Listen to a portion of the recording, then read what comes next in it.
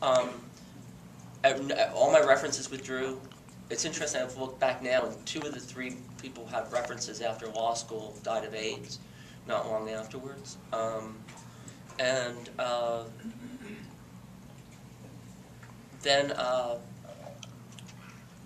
I would go and interview places, and I'd have a great interview, it'd be going well, and then I would leave, and then about 2 weeks later, I wouldn't hear anything, so I called the hiring partner, and several times they said almost exactly the same thing. I've been sitting here trying to figure out how to write the letter. We just don't think you'd be a good fit. And I know that all my friends would say, well, you don't want to work someplace where people don't want to have you around. But I'm like, yeah, but I want to work somewhere. And so I just kept pushing and pushing. I finally got hired someplace where they didn't do background checks. They just hired me on the spot. And so, and that's how I later found out that indeed people did talk. Somebody in my past spread this word around. It was well known that I was a patent attorney, and everybody in the patent community knew this about me at that time. And it was a real problem. And this was in the San Francisco Bay Area. I'm not talking about back in Louisiana. I'm talking about 20 years ago in the San Francisco Bay Area. And one of the things that really makes me most worried, actually, about that is that I was on a panel about diversity a few weeks ago with prominent lawyers from major firms in San Francisco, one of whom is an African-American man and one of whom is an Asian-American, both of them senior partners and bar association leaders, and both of them, I told this story I just did about the not having a good fit, and each of them said fit is really important and matters, that you have to feel comfortable with the people you work with.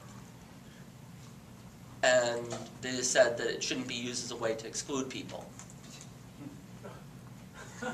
But I was really surprised because when I was telling the story, they were shifting in their seats. They were really uncomfortable. I don't want people to think that we've moved past all this. One of the things that I'm most worried about what I've achieved by becoming a judge is that, and I was going to talk about this a little bit more later, but I'll talk about it now, which is the concern about being a token. And the problem with having a token of something is that once you have one, you don't need to do anything else because you have the token. You can always point and say, we're not that bad. Why don't you know there's Vicky? Judge Kolakowski, she's transgender. There's no problem. We've moved past that. We elected an African-American man as president. There's no more racism in this country, right? But you remember in 2009 how people were talking, sort of like we became a post-racial society they were talking about? Do you remember that? This is the problem sometimes with being the one and only or the first, is that first can't be last. And first can't be only, which is why there is actually power in having two. But there's even more power having more. But and having a judge doesn't solve the fact that how many major law firms are there in any metropolitan area in this country that have any transgender partners? I mean, seriously.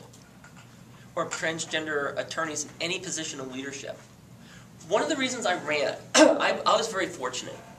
I've sort of built a life up. I mean, partly out of my persistence and partly out of having the fortune and the support of loving people around me. But I got to the point where I worked myself up, managed to be an attorney, become a government attorney. Government is a great place for any type of minority because it's one of the rare places where you actually have some possibility of having merit-based decision-making. Developed some experience, saved up a little bit of money, and was able to run for the position. Because I felt somebody needed to be the one to break through. And I figured if it weren't going to be me, I don't know who else would be able to. The problem that we face, those of us who are transgender professionals in this country, is that if you are in a creative field, if you are an artist, graphic designer, some creative part, someplace where they expect people to be a little bit eccentric. It's okay maybe to be transgender. You don't want your accountant to be transgender. You don't want your lawyer to be transgender. These are people who are supposed to be responsible, stable, level-headed people. And there's still a stigma that's attached to our community, which is one of the reasons why I felt it was so important for me to break through with this election. When I ran twice for judge. I ran in 2008 and lost, and then I ran in 2010 and won. 2010 I won through a confluence of a whole bunch of really fascinating things all working in my favor, and I'm really glad. I'm not even sure whether I'd be able to win if I were running this year. But everything broke right, and everything was going great, and I'm just really glad that I was able to do that.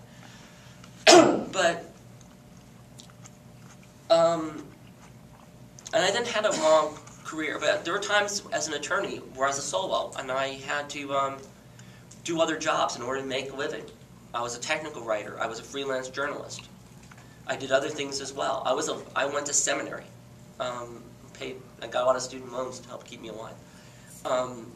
And so it was not an easy journey to get to being where I am right now. And it's not an easy journey for a lot of people even now. It's just amazing to me, first of all, how many more out trans people there are who are young than there used to be. But and my generation, it was very hard for people to do anything outside of being what Phyllis was. Phyllis made a career out of being an attorney for the trans community and for being for the LGBT community and doing civil rights type of law. And that was a big portion of what she did. I was a patent attorney, and then I went on to become a government regulatory attorney, and I do utility regulation and all that sort of weird stuff. And so it was a very different journey. It was why I was hoping that we'd have both of us. We could sort of give you a contrast of the different journeys it took to get to the pinnacle of where we are right now. But one of the things that is also interesting to me is that there really aren't that many transgender elected officials of any type. We talk about the fact that, I'm first with judge and all these other things, but how many transgender elected officials can you think of?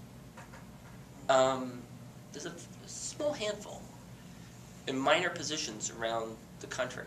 But in general, it's very, very hard for us because we're really not necessarily taken seriously. And we need to do a lot to improve that. But part of that is also the fact that we don't have the firm foundation. We're not coming out of successful, well, we often come out of a successful career, but then we transition, and then suddenly we're cut off from all that. It's not like we're people who move up the ranks and become corporate vice presidents or major attorneys, or now we're fortunate we have some academics. And that's going to be where I think part of our leadership core can come from, is from academia. Because there at least people have some positions where they have some prestige, and maybe law professor and things like that might be at least one path to the bench and things like that, or positions of authority. But it's a real challenge. It still is. I don't want to undercut that. And so I was very, very fortunate. This last fall, I was invited back to my law school. There's now an LGBT law student group that formed about 2 years ago called Outlaw, which at LSU really is a really great name for a legal group. And they invited me to come and speak.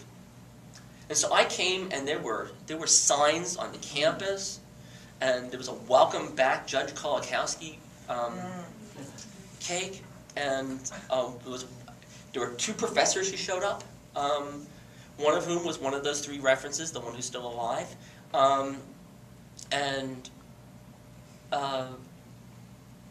It was an amazing experience. It was one of those, moments where, you get to go back and... Does everybody fantasize about that at some point or another, where you can go back and you can be the big star?